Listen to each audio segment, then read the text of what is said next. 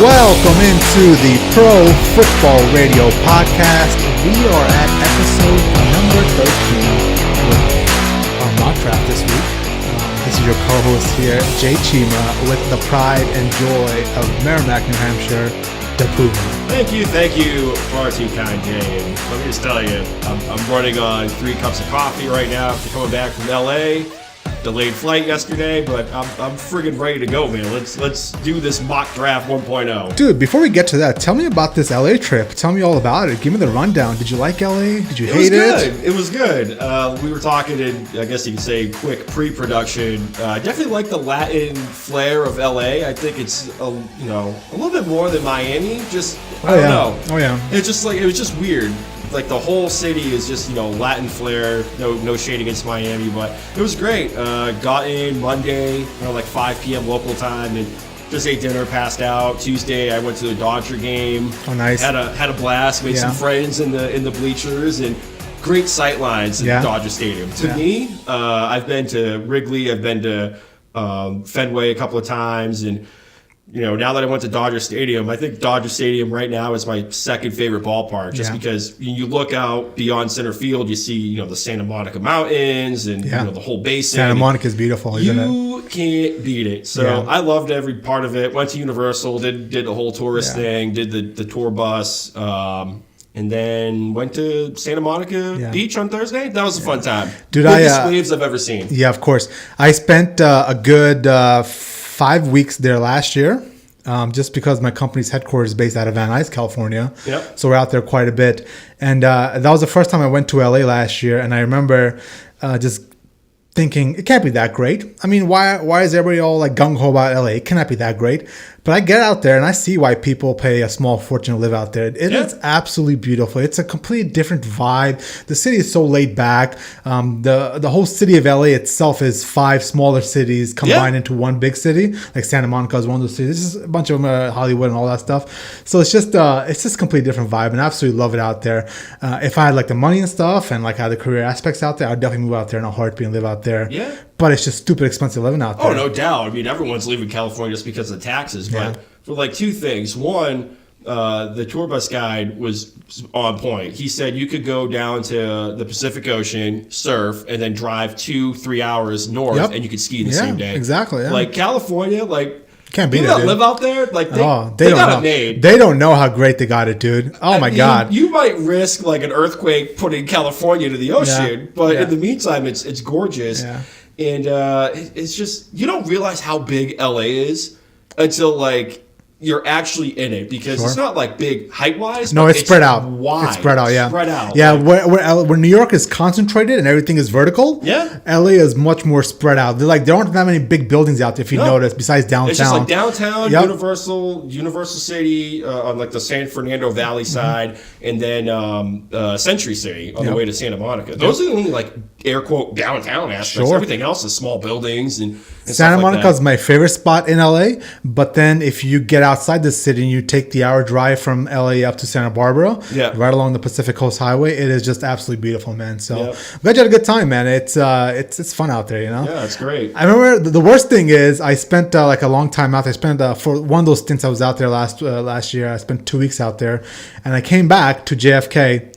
And it's the worst feeling on the planet, leaving LA in the morning when it's 75 and you have the convertible, the top down, and you get back to JFK in the middle of February and your car is under 2 nor'easters and it's 12 inches of snow. Yep. And you're thinking to yourself, like, why am I doing this? Like, what is the point of all this? Like, It was so bad. Like, we left yesterday, it was like 75, and we came back to JFK after the flight was delayed about 4 hours and landed at JFK around like 2:30, 2:45. It was like 55. Oh my God. It was windy. It was downpouring. It's like, fuck. I just want to go to sleep. Like, I just want to go to bed. Yeah. I don't care how we freaking get home at this point. Yeah. But it was a great time. Yeah. Before we get to all of it, we gotta acquiesce a request from one of our listeners. The true friend of the podcast. Yes. Hercules 2424, the legendary Freddie. And I missed the echo on that one. Oh, here we go. My bad. Hang on, we'll try that one more time. Hercules 2424, the legendary Freddie. So who's you doing the Vince McMahon voice? We both doing it? What are we doing? So I'll do the non-echo one. You do the echo one, all right? Okay. So give it the backstory. So Freddie, apparently he had to fire somebody. Yeah. So Freddie, he hit me up on Instagram. It told me that the highlight of his week essentially was listening to us do the Vince McMahon impersonation because he lots of time went into that. Yeah, a lot of time went into that because unfortunately while you're giving this backstory, I'm prepping my throat right now. Well, because he had to unfortunately let someone go from the job site, and Vince McMahon was kind of the highlight. So he requested that I can see Freddie. I can see Freddie bringing this person into the office. Well, thank you for your hard work, but at this point, you're fired. I can see that too, a little bit. I feel like that was too kind in the beginning. So, hang on, let me try with the echo here. The unfortunate soul walks in. Freddie's sitting there. Joe Schmo, your work's been dropping off. You're the weak link of this company. Joe Schmo, you're fired!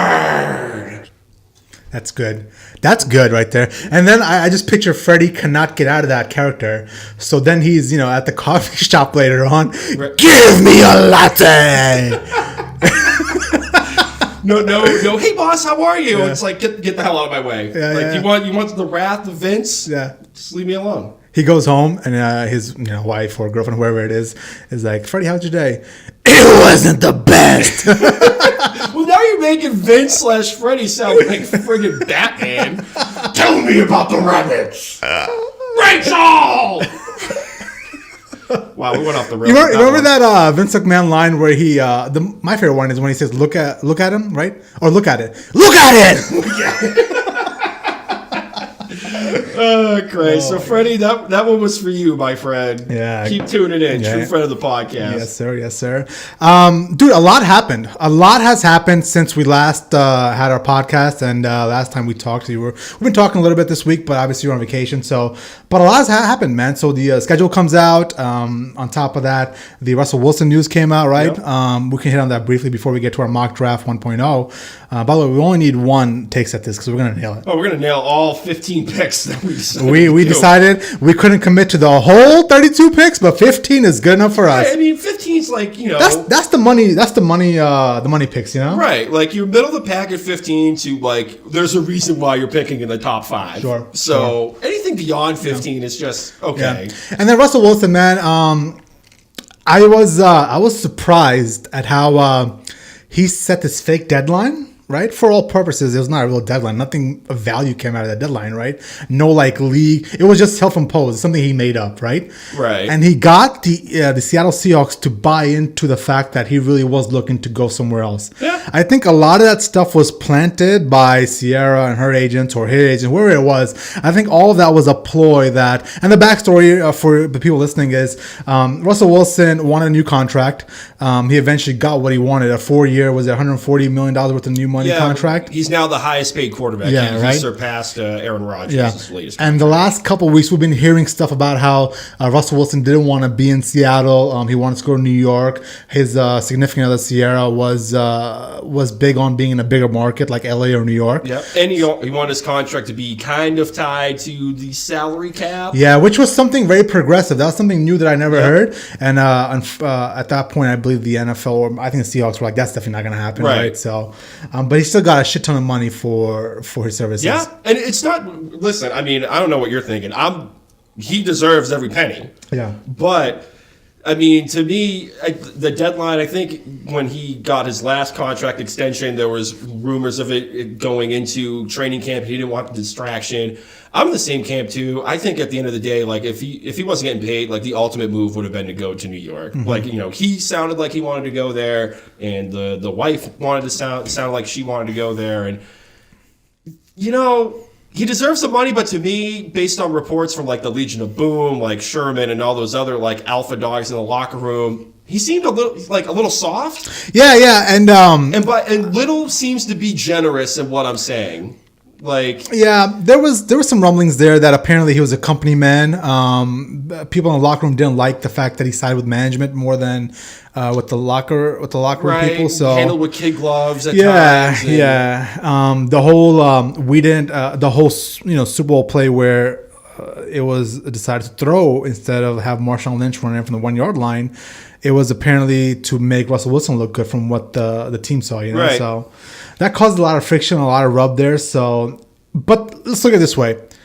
That team is his team now. All the rest of the team, I mean, Sherman and Earl Thomas, they're all gone. It's not Legion of Boom's team anymore. Now it's Russell Wilson's team, and they had to pay him that money. So at the end of the day, the NFL is all about quarterbacks. It is what it is. Right. You know? I mean, sooner or later, one quarterback is going to be going north of $45 million a year. Oh, my God, dude. So much money. At that point, we've talked about it several times with, like, management trying to increase profits but keep, salaries down. Like, you're going to have to do something. Like, at some point, someone is going to be making $45, $50 million a year. It'll be one of the highest contracts in sports history. It'll probably surpass baseball. Yeah. What are you going to do? Yeah. Whatever. At the end of the day, I'm happy for him, man. He seemed like a good guy. It is what it is. Now, the one thing that I didn't like, though, was that video of him and Sierra. Yeah, what the hell was that? I didn't listen to it. I don't like it. They were in bed. Well, yeah, they're in bed, and here's the gist of it. So he gets his contract, 3 o'clock in the morning, Eastern time. He goes on Twitter or whatever social media platform it was. Him and Sierra cuddled up, right? And he's all like, hey, Seattle, we got a deal. Yeah, it just sounds like he just got laid. Well, here's my issue with that. Is because we've known Russell Wilson as one guy our whole lives. Guys, let's go in. Go team, go. Go team, go. Go Hawks, right? And then I see him in that fucking Twitter video with the deep, like, I'm just going to sex up Sierra voice. Yeah, it just sounds like Barry Seattle, we got a deal. Go Hawks. Like, I wasn't ready for that energy. Like, I know it was not like, I'm going to bang Sierra energy here soon. And I wasn't ready for Russell Wilson, you know? Poncho, it's not even just like banging Sierra. It's like he just laid rail and is like sitting back there relaxed. Like, I just finished my cigarette. Yeah, he was lit. He was definitely lit. My agent called and said we have a deal. Yeah. So, I'm done laying pipe. And I always... I just like how you have this picture built up of like Russell Wilson and of like Tim Tebow, like these very like clean cut guys. Yeah. I just wasn't ready for that energy. You know what I'm saying? I'm like, yo, I know you as one way. Right. Let's not fuck with that image. Because it was I guess it was late out there, so that means it was probably like 5 o'clock in the morning. Oh, dude, it was like 4 o'clock in the morning here. So I wake up and I see like the first hit on my Instagram page is like half like chest naked. Russell Wilson cuddling with Sierra after he just laid pipe, and it's like, what the hell am I look like? Yeah. It's too early in the morning to see half chest naked Russell Wilson. Yeah, dude. Like I'm Barry not. Listen, Russell. I know you're not listening to the podcast, but in the off chance you are, I'm never gonna look at you the same way again, bro. Like every single time I'm watching Seattle, I'm only thinking of you and Sierra having sex. All right. Quick question, because I'm not really into pop culture stuff. I'm not either. But Sierra, Sierra hasn't been relevant since until she married Russell, right? I think she was like big in like my middle school years or high school years, like early high school. Yeah, I think she. I can't even remember one of her songs. She was a musician. I know that, but like, what the hell? Like, I don't know, dude. You're just known for taking Russell Wilson's V card. That's all you're known as, right? And here you are, like after chest naked Russell Wilson, Seattle.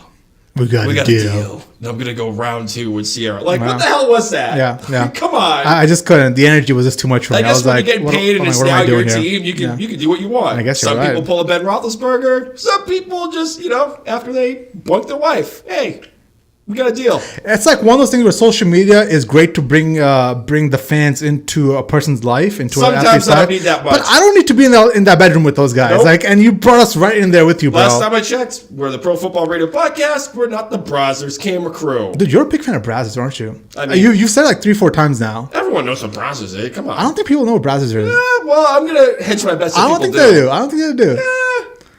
Now, if you say Pornhub, then everybody knows. Well, yeah, but everyone that's been on Pornhub sees that. Oh, it's a Brazzers video. Like everyone knows that. Come on now. I was on. I stumbled upon. Here we go. What? And you wonder why I'm not on iTunes yet. I know, right? iTunes. Listen, we're even the lawyers for iTunes are like, shut the fuck up. I accidentally came across Game of Bones. Oh Christ! I'm not gonna go into it, but nope. You can only imagine. The title's in itself.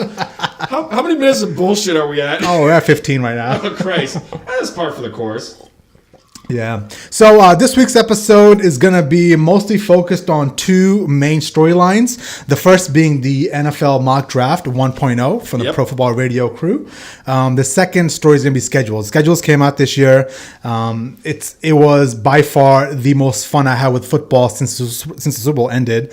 And it's not just the NFL schedule itself. It's like everything else that goes with it, the social media aspect, how every single team had creative fucking videos besides the Dolphins apparently, right? Dude, the Dolphins, we got a problem. We got a big problem. I can get into that later. I don't want to bog the podcast now with my therapy session with the Miami Dolphins. Oh, we're gonna get to it. We're gonna do that classic schedule came out. Let's look at it. Win loss. What's the record gonna be? Right. 8 months before even the game's in played. So it's gonna be awesome. That section is gonna be brought to you by Tums because I'm gonna be investing heavily into that product. That section is brought to you by the Owl Shop.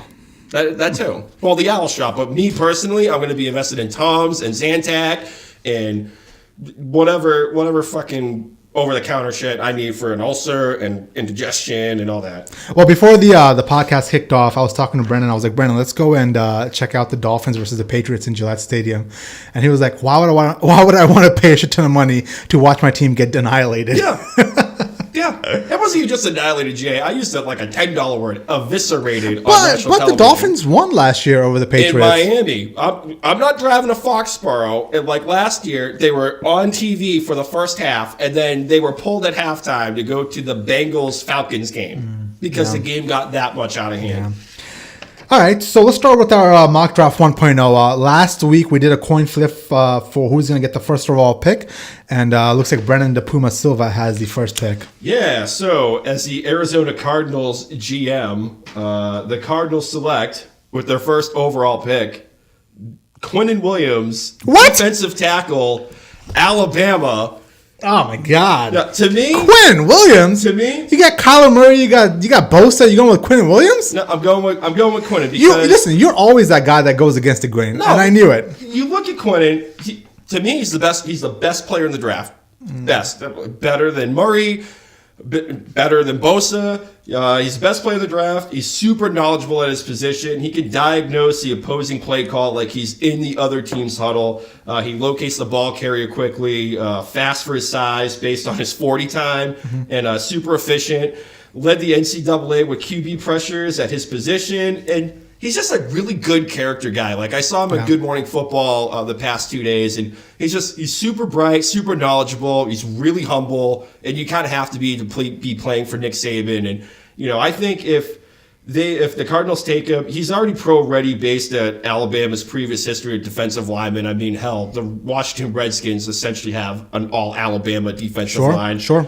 To me, Quinnen's pro ready, great character guy. Anchor that defense for years to come. Of course. All right, so then when it comes to my turn, and with the second overall pick, the San Francisco 49ers will be drafting Nick Bosa, which is the defensive end out of Ohio State. In my personal opinion, he is the best edge rusher in the draft. Him, additionally, with D Ford and Quan Alexander, give you a formidable line. It kind of anchors that defensive line going for the future. Now, Nick Bosa had some issues at Ohio State. I personally have some issues where I think he quit on us, and that's my biggest knock on him is the fact that he wasn't there for his team for the rest of the year. He kind of played 3 games, or whatever it was, 2 or 3 games. He had an ab injury, went out for the rest of the year, didn't come back. There was rumblings he could have came back late November, helped us out, and we could have used him, especially since we lost to fucking Iowa, Right. So it's one of those things where that's my biggest issue with him is the fact that he's not the best team player, in my personal opinion. Other than that, physically, he's the best rusher. He has speed, athleticism, explosiveness. I've seen him take double teams and get through him and get to a quarterback. Right. So he's great in the regards of athleticism. The rest of the intangibles, I don't know if he's that great because that shows me. I mean, with the fact that he didn't come back and play for Ohio State, it means that he doesn't have the best intangibles with teammates. So, who do you think's better, him or his brother, Joey? I think Nick is better. Because Joey is a more leaner athlete. Right. Nick has a bunch of bulk to him. And on top of that, now listen, I've only seen him for a few games because he didn't come through the whole season like he came back. Right. But general feeling is Nick is the better athlete out of the family. So yeah, I can kind of buy that. Yeah. I can kind of buy that. So the New York Jets are on the clock and they're taking Josh Allen, linebacker from the University of Kentucky. Josh Allen, he's been slated at number 3 for a long time now. Granted, this mock draft is assuming that there are no trades. Oh yeah, of course, yeah. We should have clarified that, because a lot if it actually happens on Thursday that Quinn Williams goes number 1, there's gonna be trades all over the place to get Kyler Murray. Blow the draft out. So this mock draft is assuming that there's no trades. There's been rumblings that the Jets are dying to trade down from number 3 to get number 2 picks that they lost when they traded up last year to get Sam Darnold. But to keep this back to my pick, he's listed as a linebacker, but he's more like an edge guy. The Jets lost out on Anthony Barr during free agency, so he could shore up the linebacker core with C.J. Mosley anchoring that whole platoon, I guess you could say. He's able to drop into coverage effectively. He's really not a pass coverage liability. And he can also seal the edge with his speed. And he's going to a Greg Williams-led defense. Like, enough said. Greg Williams is going to throw the kitchen sink at you with exotic blitzes, and you have this kid that is a linebacker but can line up on the edge. He can drop into coverage. You can do so many things with Josh Allen as your linebacker right there. Sure. I can see that. That's going to be, dude, I think the Jets are going to be vying for that second best team in the AFC East with the Bills, and adding Josh Allen to that defense is going to wreak all kinds of havoc on the rest of the league. So I think that's a great move. With the number 4 overall pick in our mock draft, I have Oakland taking Kyler Murray. This is a little bit of a stretch here just because they have Derek Carr, but I can see a scenario where obviously now if Kyler Murray isn't taken first overall and he falls to number 4, somebody's trading with Oakland to get Kyler Murray, in my personal opinion. I think that's going to happen. Now, in our draft, obviously, we don't do trades here, so I have Oakland taking Kyler Murray just because Gruden's going to move off of Carr and build for the future with his guy, right? Some of the strengths he has is, he's very elusive, right? Nobody can actually sack him, and it shows when he's only been sacked 18 times when he was at Oklahoma, which is not that much at all. In regards to his height, a lot of people have issues with that. Now, that's true, but offensive scheming can negate that with throwing lanes.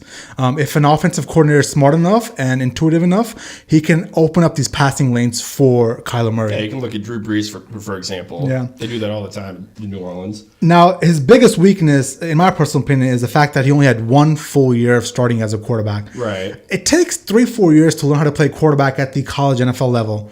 If you only have 1 year starting, that lack of experience is something big in my personal opinion. Yeah, I mean, look at the growing pains Mitch Trubisky had when he came out of North Carolina. He was the first quarterback taken in that class. He was taken ahead of Patrick Mahomes, and some of that was, his head coach, John Fox, is just a defensive guy, but last year was when he seemed like he fully developed. So Kyler might have that issue with being a and then the biggest concern has to be the concern over durability due to his size. That's just the biggest thing that I think is gonna hinder him, is the fact that somebody's gonna grab him, throw him to the ground, concuss him easily, and he's out, right?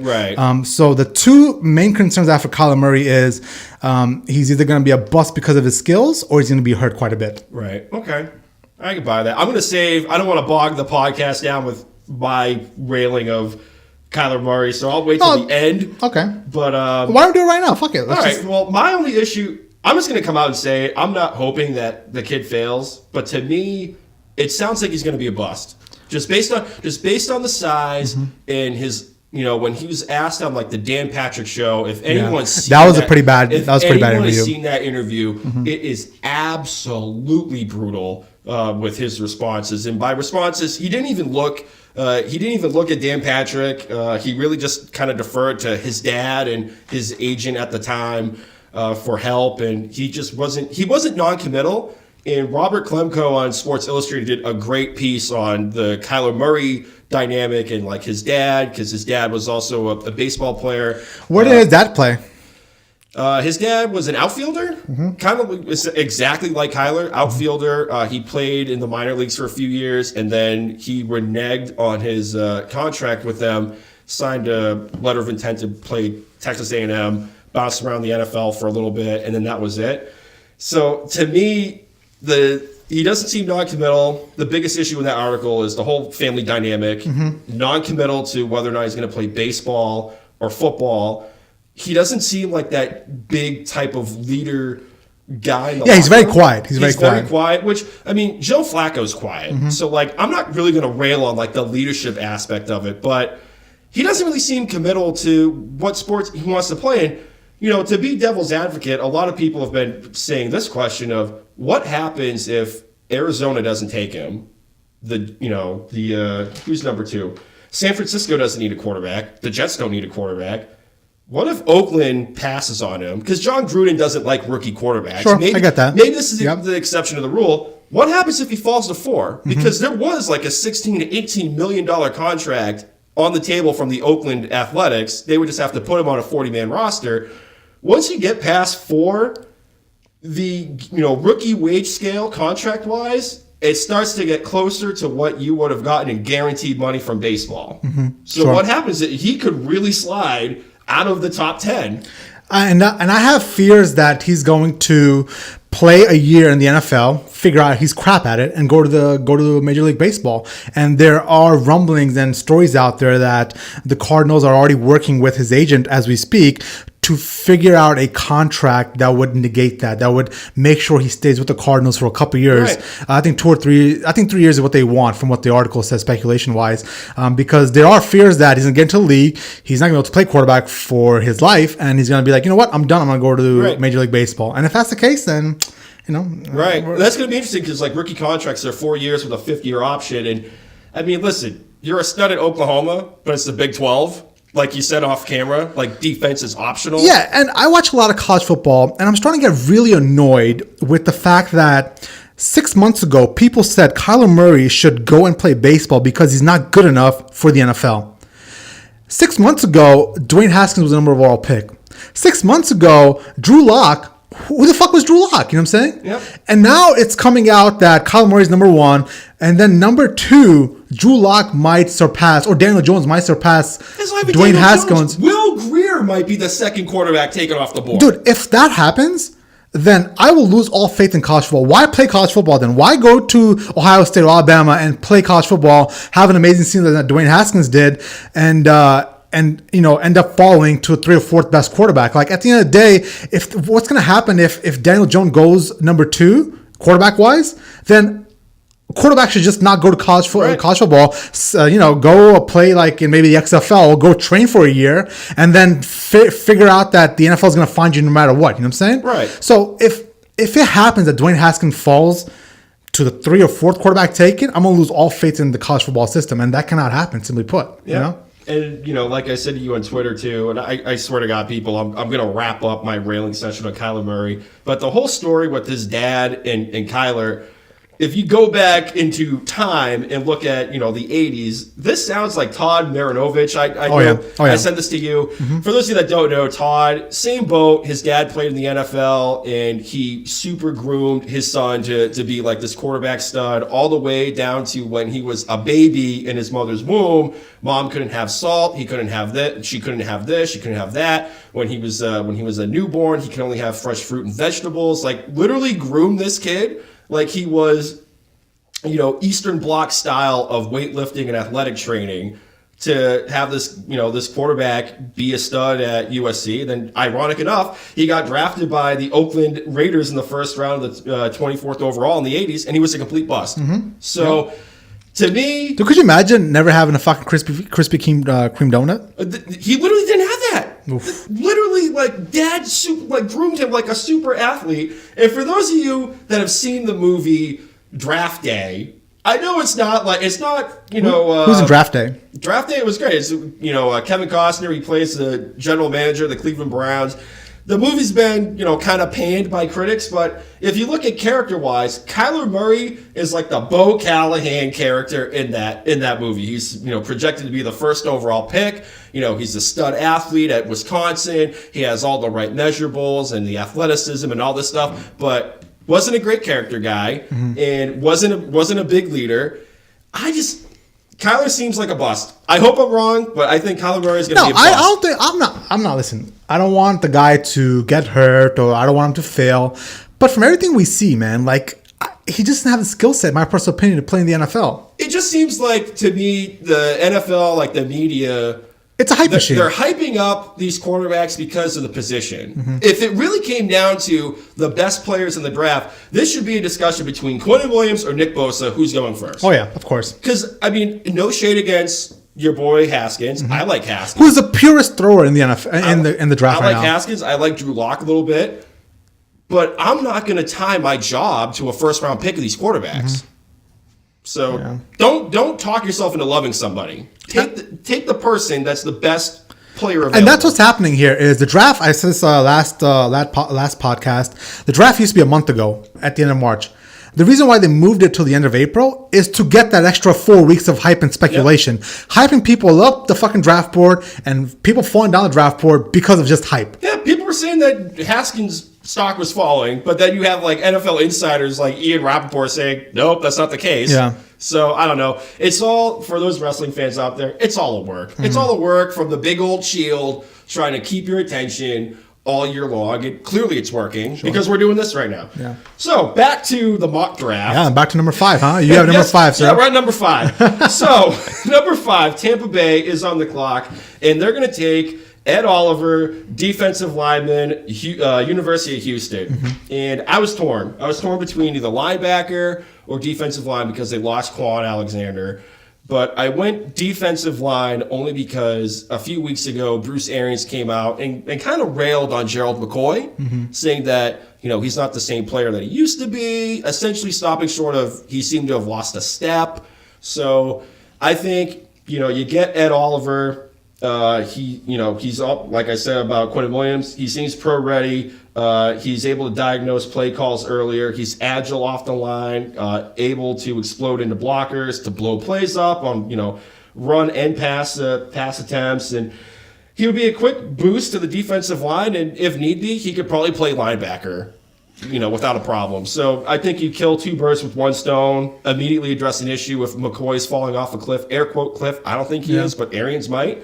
And I think his pro day helped his stock because a lot of people had him outside the top 10. And then there was that viral video with him practicing technique with Mike Vrabel.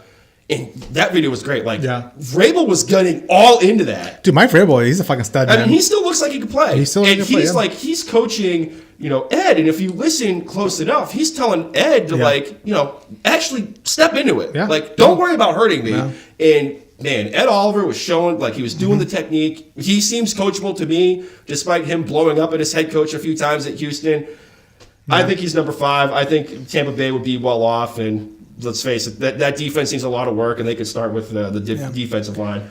All right, so at number 6, I have the New York Giants taking Dwayne Haskins. I do not even pretend to be transparent about my love for Dwayne Haskins. I think he is the purest thrower in the draft.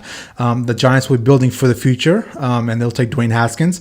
Per Urban Meyer, he was on Fox yesterday, and he said Dwayne Haskins is the purest thrower he ever had. Between Alex Smith, Chris Leak, Tim Tebow, Cardell Jones, whoever he's had so far in his college coaching career, Dwayne Haskins is the best thrower he's ever had. Some of his strengths are going to be he's willing to stand in the pocket and take the hits and deliver the ball. He has a big frame, 6'3", 225. He's also able to deliver the complete throws from unconventional angles. He can hit any single throw with any single angle. He can be sidearmed, over the top, all that stuff. He has a great sense of the pocket awareness. He moves around back and forth. It's not that mobility that Kyler Murray has, but he has mobility inside the pocket like an Alex Smith or a Tom Brady. Some of his weaknesses are, from what the NFL thinks, which I don't think are accurate, but a lot of he still doesn't know how to attack zones properly, which I don't see that. I don't buy that, but that's something the NFL listed, and that just goes to show you that people that actually watch these games. So the national media doesn't really watch every single snap of Dwayne Haskins. They'll watch the highlights and kind of pick their draft analysis from there. But in my personal opinion, he's the best thrower in the draft, and if the Giants take him, it'll be absolutely amazing. Did you see he was on Get Up yesterday, and him and Dan Orlovsky were dissecting a few plays. Speaking of which, Dan Orlovsky annoys the fuck out of me. Yeah, but at times he did step on Dwayne, but it was kind of cool to see them both bouncing what they were seeing in coverage. And I mean, Dwayne, we said this last week, and I'll say it again. he was looking off safeties to go to the other side of the field and dropping dimes in the end zone. Dude. Like the arm strength's there, the quarterback knowledge is there. I'm personally not sold on Dave Gettleman going against his own grain and taking an offensive player. He always goes defense. He seems to build from the line. But if they were going to take a quarterback, I would definitely go with Haskins. I don't understand how Drew Lock and even Will Grier are slated to be coming off the board ahead of him. Yeah. To me, that just seems like, the media hype machine, the Shield, doing the work again. Yeah, so I get that. That's just my take. Pick number 7, the Jacksonville Jaguars are on the clock, and they're going to be taking Rashawn Gary, defensive line, University of Michigan, or for those Buckeye fans, the team up north. Boo. You like that reference, though? I'm just saying. Team up north. Athletic freak, but production did not match his skills. You can attest to this. You check those teams out. He's super raw, but could have the potential to match the 7th pick if he's able to develop the skill set, because all that talent in the stat sheet did not transpire at all at the University of Michigan. But if anyone is to bring out his skills, Vice President of Football Operations Tom Coughlin would be that guy. Sure, of course. Like strictly, he's a great defensive mind. I think he's right up there with Bill Belichick and in the annals of history. They need to fill a hole at defensive line after Malik Jackson was cut to make money, to clear money rather, for Nick Foles to come over. He's listed as a defensive end, but some people, like the scouts on NFL.com, think that if he was to move to the interior, he may be able to use his full potential to his advantage, the speed and the size, especially on run defense, especially in the AFC South with Houston with Lamar Miller, and then you have the twin-headed attack in Tennessee, and then return of the Mac in India, in Indianapolis. That rush defense is going to be huge, and it's a game. Like, if he's able to bring that A-game rush defense, he might be able to go a long way on the defensive line. Sure. All right, so the next pick I have Detroit taking T.J. Hawkinson. He is the tight end out of Iowa. His skill set aligns better with Travis Kelce in the NFL. That looked like Rob Gronkowski or somebody. In my personal opinion, he's the best tight end in the draft. Detroit could go with defense here, but I think they'll help out Matt Stafford and help out on the offensive end. In regards to his attributes, he's very fluid. He's very athletic. He's not one of those Rob Gronkowski who runs like a Frankenstein kind of person. Right. He runs more like a wide receiver. The other knock on him is the fact that he is a little bit on the lighter side. He does run like a fluid wide receiver. He doesn't have the bulk to him. Almost like a Jimmy Graham type. Yeah, and maybe even a little smaller than that, truthfully. Right. So that's what my pick will be for number 8 for Detroit. Right. And another team that's rumored to be trying to trade down is Detroit as well too. So that'd be an interesting take. A lot of people had Hawkinson going to Green Bay to help out Rodgers too. So either way, he's going to be staying in the NFC North. So number 9, Buffalo is on the clock, and they'll be taking Marquise Brown, wide receiver. Philly Brown. Hollywood Brown out of the University of Oklahoma. And I have Hollywood being the first wide receiver off the board. That's interesting. Just because, listen, I like DK Metcalf, and I like A.J. Brown, the other wide receiver. They're both from Ole Miss. My only issue is if you look at wide receivers from Ole Miss, they don't seem pro-ready. You can look at the Vikings pick of Laquan Treadwell. They're still kind of living and dying with that man. They could have taken Michael Thomas over him, but they went with Treadwell, and he just hasn't panned out, and he's essentially a bust for that team. Metcalf was a little banged up. I like Marquise Brown only because he has amazing top-end speed. Even Josh Allen could not overthrow this man. He's able to play inside the formation as well as outside. He's got a lot of, in the words of Nate Burleson, toe, drag, swag. He makes those sideline catches with ease. His comp is, I believe it was Deshaun Jackson, just based on the speed. But if you look at his height, you know what else he comps to? His cousin, Antonio Brown. Yeah, I see that. I see that. 5'9", they're both super fast, they're both super lean. They can make the plays inside and outside. And listen, John Brown is on a 1-year contract, and he's been banged up over his career. Sure. You could get this guy on a rookie deal, 4 years, and he could be a cornerstone of that Bills offense with Josh Allen for years to come. And like I said, Allen couldn't overthrow him. So I have him as the first wide receiver off the board. So my next pick will be number 10, and the Broncos will select Drew Lock, which is quarterback out of Missouri. This is where the Broncos and John Elway will fall in love and reach, right? Another fall in love with the quarterback and draft him for John Elway. Locke has a great arm, a great strong arm. He maintains great field vision when he's on the move. His low sack total is due to his mobility and his feel for edge of pressure. But the issue is he going to be more Patrick Mahomes or more Jay Cutler, right? There's always those guys that come out of college and they have that great big arm, but the inconsistency and the actual accuracy isn't there. Yeah, they can throw 90 yards down the field, but they can't hit that fucking 15-yard out route with the consistency. So my biggest concern with Drew Lock is he going to be Patrick Mahomes or is he going to be Jay Cutler? Yeah, fair enough. I think a lot of people like him because the personality. He has a big personality, like almost like not Baker Mayfield-esque, but a few notches below. Mm-hmm. But I'm with you. I think Elway, like he always does, falls in love with the quarterback, and sooner or later that's going to cost him a job. Yeah. At this rate, he's only keeping the job because of his name. He won 1 Super Bowl, so I think he's set for life. Back to back. The Broncos won 2 Super Bowls? Mm-hmm. They beat Green Bay. Oh, no, I'm sorry. As a GM. As a GM, he won 1. As a GM, he won 1. Yeah. Gotcha. So the 1 year with Peyton Manning throw ducks up there, and his defense carried him to a fucking championship. And defense wins championships. Yeah. So number 11, the Bengals are on the clock, and they're going to be selecting Daniel Jones, quarterback out of the Duke. My reasoning, it's time to plan for life after the Red Rifle, Andy Dalton, and plus new head coach Zach Taylor. He worked with Jared Goff. He's a Sean McVay, I guess you could say, disciple. He can help mold this guy. Where else? His stats in college, they kind of need to be taken with a grain of salt, only because his wide receivers were brutal last year and had 38 drops last season. And plus, Duke's not known as a football powerhouse. Sure. It kind of is what it is.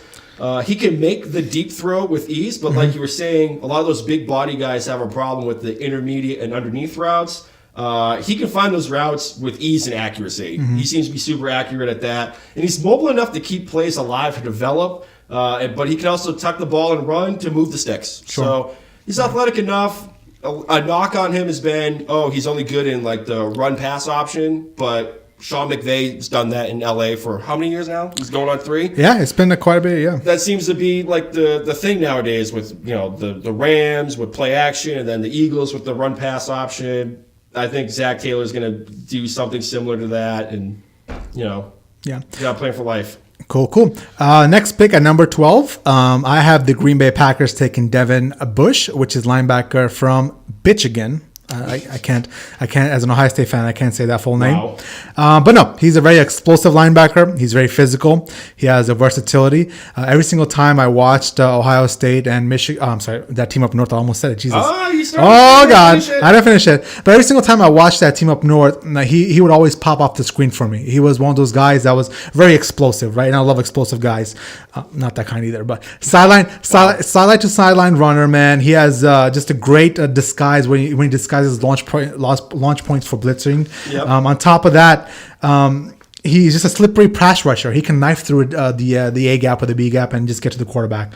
I think this is a anchor defining pick for the Packers. It'll fill in for Clay Matthews being gone, and this will be years down the line of him anchoring the defense. This is him taking the mantle also in a couple of years and kind of running with it. Especially free agency, where the Packers made it a point to address the defense, because for years they've started off okay and then they cratered towards the end of the year.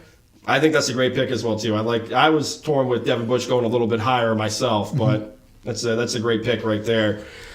Number 13. Miami. Your boys. Miami Dolphins are on the clock. Your boys. You know what's funny? I saw something the other day and you tweeted this. You said you were excited that was it Laremy Tunsil? Is that who it was? Yep. That he got a contract extension, right? Yep. And it was funny because a few years ago you lost your top. I lost my mind. You lost your top when they drafted. So Laremy Tunsil. I think I was texting you, and then my boy Blake. I was living with him at the time, and we were watching the draft. And Laremy Tunsil, for those of you that don't know, he would have been a top 5 pick, probably first overall, if this video of him smoking weed through a gas mask. Smoke weed every day. Smoking weed through a gas mask came out, and he fell to 13th. Smoke weed. But before the pick, I looked at Blake and I said, "Listen, if anyone's going to take Laremy Tunsil, it's Cleveland. He's a Cleveland Brown guy." Yeah. And like clockwork, here comes Roger Goodell coming out and says, with the 13th overall pick, the Miami Dolphins select Laremy Tunsil, offensive line, Ole Miss.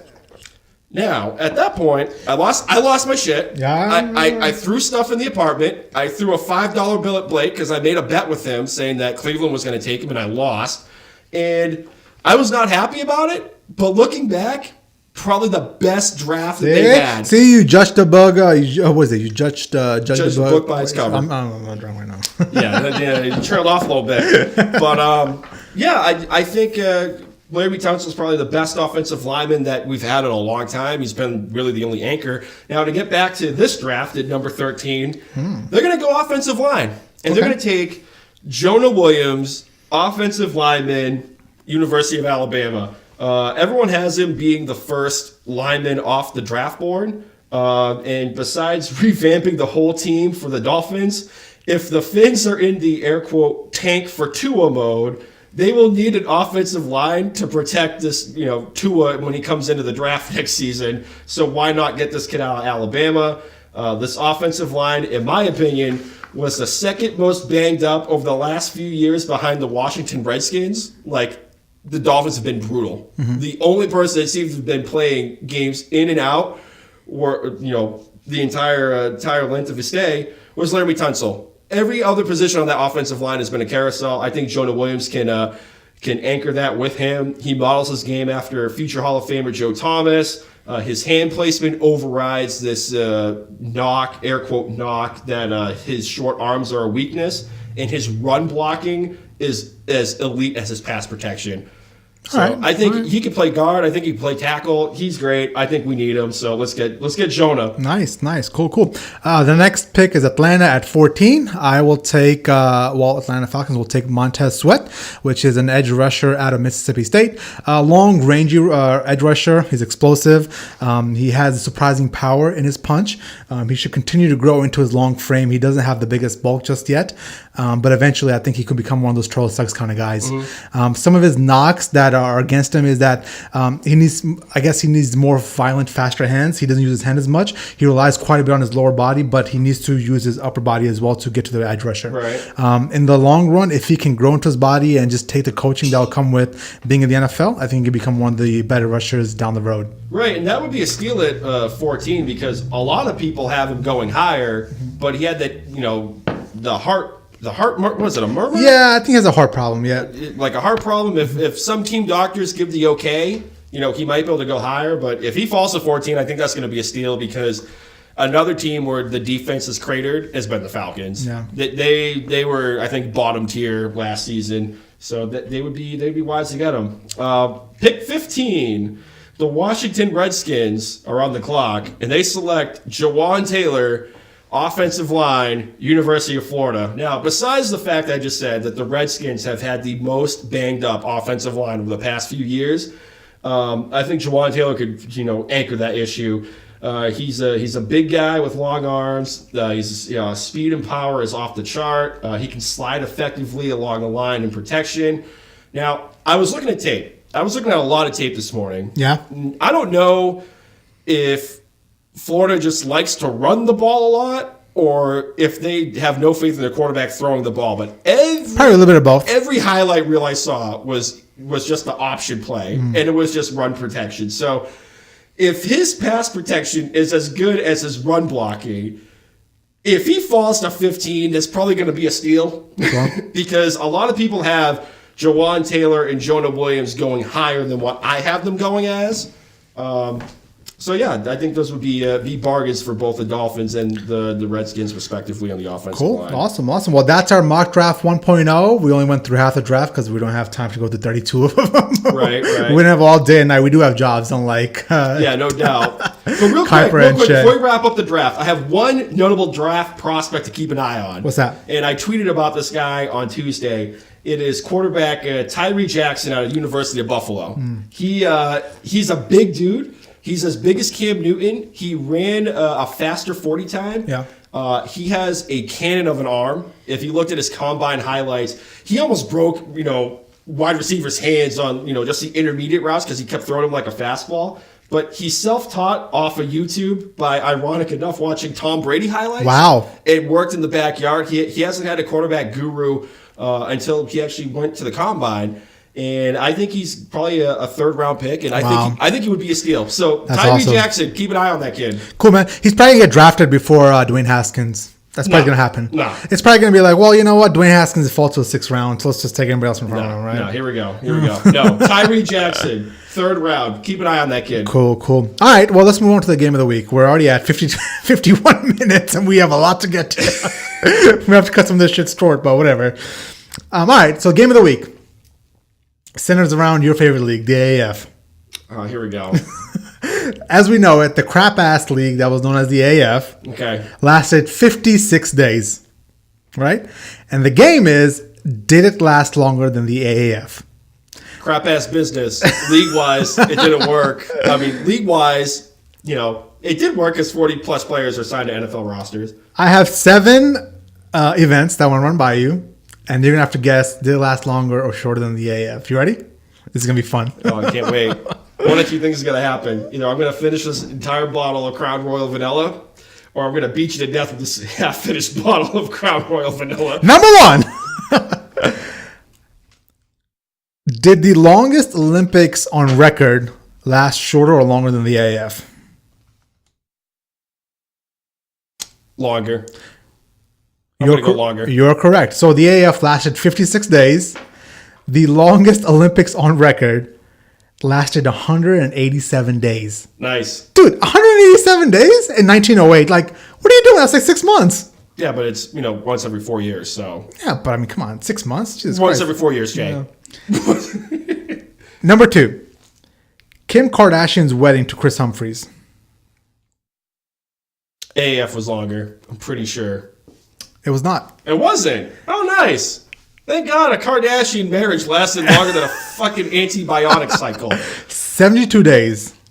Is Chris Humphrey still playing? I don't know, dude. I think he's out of the league. He's out of the league. The place where careers go to die. Number 3. Dennis Rodman's marriage to Carmen Electra. Now, that I am 90% sure the AAF was longer than. Yes, it did. Yep. Yeah, you're right. So that lasted 2 weeks? That lasted 9 days. Yep. While AAF lasted 56 days. Nice. It's funny because I was reading online about this, and apparently Carmen Electra was the one that duped Dennis Rodman into marrying her. I thought it was going to be the other way around. I thought the crazy was, Dennis Rodman trying to get Carmen Electra to marry her, but... Dennis Rodman's going to solve world peace with North Korea, for Christ's sake. Oh, my God. All right, so what lasted longer? Number 4. The longest sneeze fit or the AF? The what? The longest sneeze fit. Oh, sneeze? Sneeze, yeah. You're telling me someone's potentially sneezed for 52 plus days straight? I mean, you have to guess. I'm going to go with the AAF lasting longer. Because I'm assuming that anyone that sneezes more than 4 times is probably one step away from throwing their back out or having a heart attack.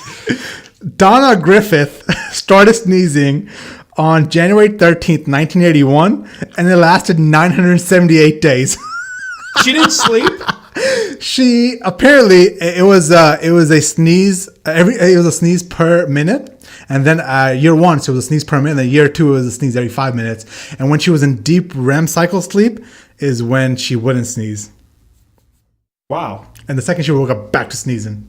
Huh. Yeah. So wait, so that counts as still being a sneeze fit if she stops for say 6+ hours? Yeah, but the second you wake back up, you're sneezing again. That's stupid. Every single. Okay, that's like me saying, "Oh, I've had a sneeze fit for 30 years, Jay." But what are you gonna say? Well, okay. You can say 978 continuous days then. How about that? There you go. It's still ridiculous, like no matter what. How is she still alive? I don't know. Nowadays, at my age, when I sneeze, I feel like I'm throwing my back out. Yeah. All right, number 5. The longest hiccup attack in history. Oh, Jesus Christ. I'm going to go AAF has lasted longer. No. Wow. Nope. The longest hiccup attack lasted 68 years. Wow. So Charles Osborne, he started hiccuping in 1922 when he was attempting to weigh a hog before slaughtering it. All those PETA people are going to love that. I'll show you. And 68 years later, he was able to find a cure. I don't know what the cure was, but... What, drink fucking water? I guess so. All right, number 6. What lasted longer, the AF or the Georgia-Armenian War of 1918? Jesus Christ. I'm going to go with the Georgia-Armenia War lasted longer. Nope, 24 days. Oh, nice. Yep. It was a border dispute after the Ottoman Empire withdrew after World War I. Nice. Yep. Okay. Last one. What lasted longer? The Isle of Scilly War, the War of Isle of Scilly versus Netherlands. What lasted longer? I'm going to go with the AAF because I have no idea what the hell that was. 335 years was this dispute. Now, it was more of a mistake because they had a dispute back in the day, but nobody actually had a peace treaty to end it, and the peace treaty wasn't signed till like 1988. So it was like 335 years of some sort of conflict. Oh, nice. On paper. Okay. But yeah, that was the game of the week, man. Oh, that's great. I was hoping you'd be more pissed off at this point, but... I mean, at this point, Jay, you're just beating a dead horse because I'm going to keep saying that the business model clearly did not work, but the product did if 40-plus players are signed to NFL rosters right now. No, it didn't, Puma. We're not going to get into this now, but, I mean, you spend $70 million to have 40 players in the NFL. Come on. That didn't work. Well, it's now you could sign people to undrafted free agent contracts that last 3 years. We don't have time for this right now. I mean, if you want to keep railing on the AF, I'm just crap going to keep ass it with football. facts. Crap ass football. All right, let's move on. 40-plus players versus a 15 of the XFL the first time around. Now, the other bigger news of the week was the NFL schedule came out. And we're going to go through some of the most notable games and then dissect the Patriots and Dolphins schedule because we're both obviously Patriots and Dolphins fans. Yep. Some of the bigger games of the schedule were, let's pull this up. Where are we starting off with? So notable games, week 2, we got the Browns going to play the New York Jets on Monday Night Football. That should be a great game, right? Yeah, Odell comes home. Yeah. Granted, it's not against the Giants, but he's going back to the Meadowlands. Yep. Week 3, we got the Rams going to the Browns on Sunday Night Football. That should be a great game. Yep. Week 6, we got the Patriots versus Giants. That's always a fun time. Yeah, revenge game. All right, revenge game. Week 8, we got Green Bay versus Kansas City. That should be great watching Patrick Mahomes play against Aaron Rodgers. Right, especially if Kansas City's defense is still a friggin' sieve. Yep. Week 8, week 11, we got the Bears versus the Rams. That should be a fun one. Oh, yeah, rematch. Last year, Rams lost at and they weren't the same after that lost. They got hit in the mouth hard, and they weren't the same after that, Well, also, that was right after that adrenaline dump of the Monday Night Football game. Sure, yep. With the Chiefs. And then the Thanksgiving games are Bears versus Lions, Bills versus the Boys, and Saints versus the Falcons. That should be fun. We were talking about this in production. I like that Bills game. And I'm going to go out on a limb right now and say I have the Bills winning in Dallas. I'm high on the Bills this year. Yeah. I think they're going to finish second in the AFC East. And I'll even put more weight on that branch. They're going to win a wild card this year. They're going to win a wild card game? Yep. Wow. I think they're going to get a wild card. They're going to go to the playoffs this year. It would be amazing if the Bills played the Jaguars in the playoffs and they beat them. Yeah. That'd be great. Uh-huh. And Josh Allen could be like, am I still trash now, Jalen Ramsey? Here we go. Some quirks of the schedule is the Jets do not leave the Eastern time zone all year long. Yeah. They go up and down the Eastern coast, and that's it. What kind of shit is that? That's insane. Yep. What happens if they didn't get Le'Veon Bell? They'd probably be traveling all over the place. I mean, I don't know if that's a factor because the schedule's been in the works for like 8 months or whatever they say it is, and they just signed him like 2 weeks ago. I know some people have been saying player signings have had an influence on the schedule. Really? Interesting. Oh, yeah. The Oakland and Tampa Bay schedules are insane because they both spend 7 weeks away from their home stadium. They spend like 4 weeks away, and then the other 3 weeks like in Mexico or Europe or whatever it is, you know? Well, all those West Coast teams have it rough because, like, how distance-wise, how long is the Earth? It's like 24,000 miles or so. That's too much math for me. I don't know. It's like 24,000+ miles, around the equator. It's flat. Well, here we go. Are you going to go to the ice wall now, too, Jay? What's the ice wall? For someone saying the Earth's flat, you don't know what the fuck I'm not a flat earther. Come on, I'm just fucking with you here. Here we go. All I'm saying is that all those West Coast teams, the Raiders, the Rams, the Chargers, they all have to travel essentially longer than the distance around the equator this season. Yeah. And then you have the Jets with just staying on the Eastern time zone. Cool. All right, let's look at our team schedules. You got the Dolphin schedule pulled up? Oh, let me pull up that. Let me grab my antacid first. Let's see.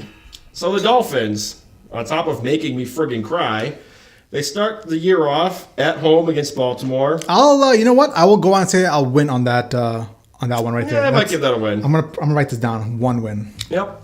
At home against the Pats. Loss. I'm gonna say they're gonna win at home. Oh, here we fucking go. I'm gonna say they won at home last year. They split the series last year, so I think the trend's gonna continue. They're gonna win at home, so they're, to me, 2-0. On the road in Dallas, that's a loss. Same here. At home against the Chargers, that's a loss.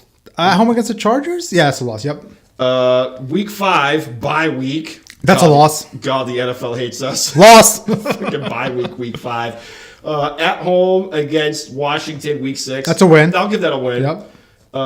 In Buffalo, loss. No, come on. I'm high on Buffalo. All That's right. a loss. All right, I'm going to go with the loss there. At Pittsburgh, loss. That's a loss. The Jets, I have that as a win, maybe. I'll go with the win there, yeah.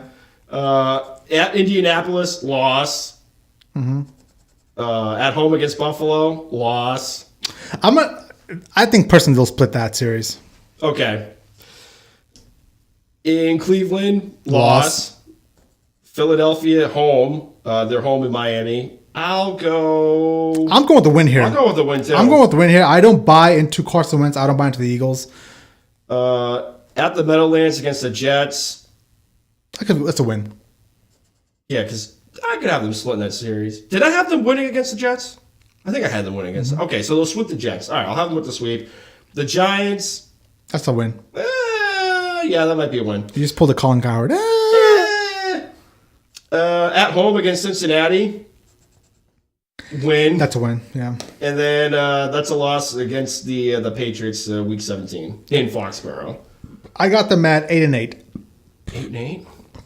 Man, they have to really try to tank. 500 team right there. You know what I'm saying? All right. Let's pull up the Patriots schedule. Week 1. We have Steelers versus Patriots. Win. That's a win. That's a win, yep. Especially at home. Yeah, of course. Week 2, Patriots versus Dolphins. That's a win. Yep. Week 3, Jets versus Patriots. That's a win. Week 4, Patriots versus Bills. That's a win. I got that as a loss. I got it as a win. Patriots versus Redskins. Win. Giants versus Patriots in Gillette. We're not going to lose to the Giants. That's a win.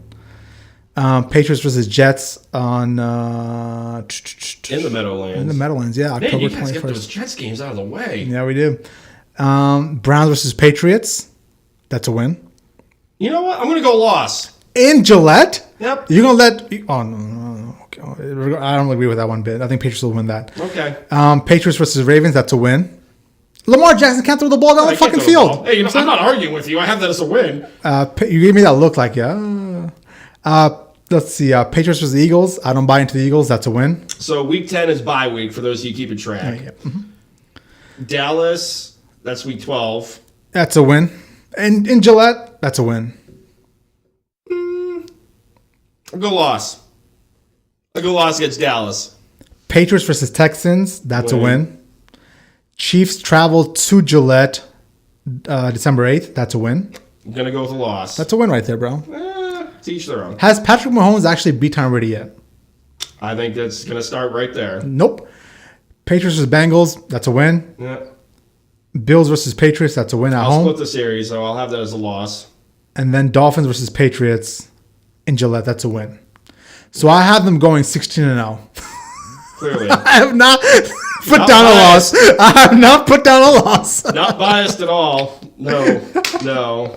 I wasn't even keeping track of mine, but I have them splitting the series against Buffalo. I have them sweeping the Jets, and I have them splitting. You know what's funny? Series In all truthfulness, man, I should learn from now. I should learn from last year that I shouldn't bet against the Patriots. I thought last year's team was crap, but they somehow won the Super Bowl. And there's a lot of people out there this year saying they're gonna go 14-2, 13-3. That's really high, dude. For this team, with this team, and that crap ass receiving fucking core. You know what I'm saying? Like, I don't. So you're not a fan of D. Thomas coming off an Achilles injury? No, absolutely not. Clearly, no, absolutely not. Yeah, absolutely not. And I hate that move. I hate that move. You're taking a chance when you don't have the time to take a chance anymore. Yeah, but you have 1, maybe 2 years left of Tom Brady's tenure at New England, and you're gonna gamble it on a potential 32-year-old receiver that's coming off of 2 Achilles injuries now. Maybe if they kept Jimmy Garoppolo, they wouldn't have a problem. Jimmy Garoppolo can't stay on the fucking field. Jimmy Garoppolo's hurt. Since Jimmy Garoppolo left, we've been to 2 Super Bowls. Wait, 2 Super Bowls and won 1. What's Garoppolo done since then? 5, whatever it was? In a $28 million contract a year. All right, so I did my person to keep track of the draft. Just get back to the draft real quick. And just to finish up that Patriots point, they've done this in the past. They've brought in Eric Decker. They've brought in Reggie Wayne. They've brought in Ocho Cinco. These over-the-hill fucking receivers that they try to get the last little bit of play out of. And that's fine and well when it's 6 years ago when Tom Brady has a long career life left. But when he has 2 years left, it's just a fucking gamble move that I fucking hated. So to that note, who are you going to bring in? What wide receiver is going to fall? You be as aggressive as possible and you trade for Odell Beckham Jr. I am not the biggest fan of AB, but I think AB is better than Deontay Thomas. You do something, and obviously they'll make their moves in the draft, and we'll see what they do in the draft. And I think they're going to target a wide receiver. But all you have right now is Julian Edelman. That's all you have right now. Unless they trade up. They're not. I don't think a decent wide receiver is going to fall to 32. Yeah. So do you think? So I was going to ask you, what do you think the Patriots do at 32? I really don't know. We have no fucking idea. These guys are all over the fucking place. Part of me thinks they're going to try to go offense. Part of me thinks they're going to trade back. They're going to fucking give away the first round pick and trade back and get more picks. Right. Well, some people have been saying that the second round begins at the 11th and 12th overall pick. Mm-hmm, yeah. This draft isn't really that impressive. I mean, if you're looking for offense, you might as well wait till next year. Yeah. If somehow Noah Fant, which is the second tight end out of Iowa, falls down to 32 or 30 or 31, I can see them trying to make a move and try to get Noah Fant. Noah Fant is Aaron Hernandez. He's that linky wide receiver tight end mold. Right. But I think he's more explosive than Aaron Hernandez was. So. You think he falls past Green Bay? I don't know. Because Jimmy Graham did jack. Well, if TJ Hawkinson is there, they'll probably take him. Right. And then Noah Fant might fall down to the Patriots. I'm gonna roll with Dawson Knox at 32 out of Ole Miss for tight end. If he's at 32 for the Pats, they might as well pick him up. Yeah. Blocking's good, hands are good, route running is decent. Yeah, why not? Cool. Awesome. Do we have anything else we want to touch on or what, man? I think that's it. Yeah. I think that's it. I don't think I can rail on Kyler Murray anymore. So. I mean, we should.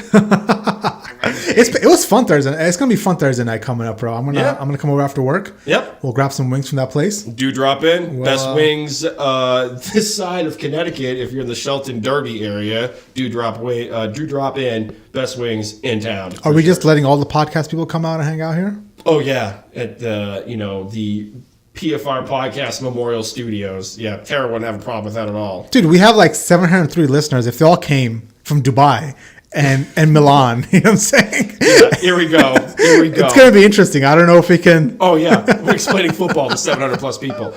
So, is it time to plug it up? Dude, we still got to plug the Owl Shop. That's all you, because I plugged them up last week. I thought I did it last week. I plugged it up last week. So the Owl Shop. I did a promo this week because somebody's hair game wasn't Dude, listen, I was just joking. I was busy at work. I was legitimately busy at work. Oh, I'm sorry. I'm on vacation, Jay. I'm on vacation. I had time to plug it up. It was like a 30-second promo. I feel like you would have all the time to plug it up when you're on vacation. Oh, yeah. Vacation. All right, so the Owl Shop is down in Elm Street in New Haven. Absolutely great bar. We go there all the time. We get a cigar. We sit around. We hang out. They're great, friendly staff. They have an amazing selection of cigars. They have a humidifier in the back. So visit the Owl Shop. They're absolutely amazing. Down in Elm Street by Yale, correct? Yep. New Haven, Connecticut. Yep. Super friendly. I think we might have to pick up some Victory cigars to smoke after the draft. We should go back there sometime soon. It's been like a month or 2 months now, right? Yeah, it's been like 2 weeks. No. We were just there like 2 weeks ago. No, we were not there 2 weeks. It was like at least 6 weeks. It was not a month. It was definitely a month. All right. Yeah. And for those people that follow us on Instagram and Facebook at Pro Football Radio Podcast and Twitter at PFR Podcast, if you could just start giving Jay some shit for skipping out on the promos, that'd be greatly appreciated. Brandon, I had a busy day. All right. Yeah. Oh, you know what? Let me read the text. Let me read the text from Jay. Brandon, I was busy. I was legitimately busy at work. Let me read the chat. Let me read the text. And I said, that was a joke, Brandon. I need to prep. Hair game isn't the best today. Because he said, I'll do the promo either Friday night or Saturday. My hair game isn't on point. And here I am overlooking Hollywood Boulevard with my hair like in all different kinds of directions. You had a hat on, right? And I had a hat on. Sweating my ass off because it's 75 degrees out. I thought it'd be a great idea to wear all black. And here I am promoting the PFR podcast. So next week, the promo's on you. I don't want to hear any excuses about your hair. Fine. Yeah. My God. Yeah, fine. And on that note, plug-wise. You know what I'm going to do next week? I'm going to go to Starbucks and do a promo from there. That's fine. Just do a goddamn promo. Just do a promo. I did too, bro. Oh, thank God you did too. Out of the 13 episodes we've done, you've done 2 promos. Just saying. I feel like you're gonna fire me off the podcast. I'm gonna beat you to death with my laptop. I feel like you're gonna do a Vince McMahon and be like, "You're fired." Jay Cheema, your promo game isn't on point. Jay, you're fired. So I was thinking about a good nickname for this week. I couldn't come up with one. What, you don't want to stick with Poncho? No, I told you Poncho's a work in progress, right? We'll have to It's got a nice ring. Yeah, but Poncho still, and Puma. I don't know. I got some good ones for next week. We'll try it out. All right. Hair and Da Puma. Hair game and Da Puma. Remember when I wanted to be called the Rabbit? Oh, Christ. Before we get pulled off of I'm not going to get into that. So, like I said, you can follow us on Facebook and Instagram at Pro Football Radio Podcast, Twitter, PFR Podcast. You can follow myself on Twitter, Brando_Puma, Jay Cheema at Jay Cheema. Content can be found on SoundCloud, Spotify, Google Play, YouTube, and was it Stitcher? Stitcher. Yep. And Stitcher. As always, feel free to shoot us a message on all those platforms. This is your podcast. We want your input. So if you have any takes or questions, be sure to let us know. We'll address those on the air. Thank you so much for everybody for the support. You guys are absolutely awesome. We will be back next week. Vaya con Dios.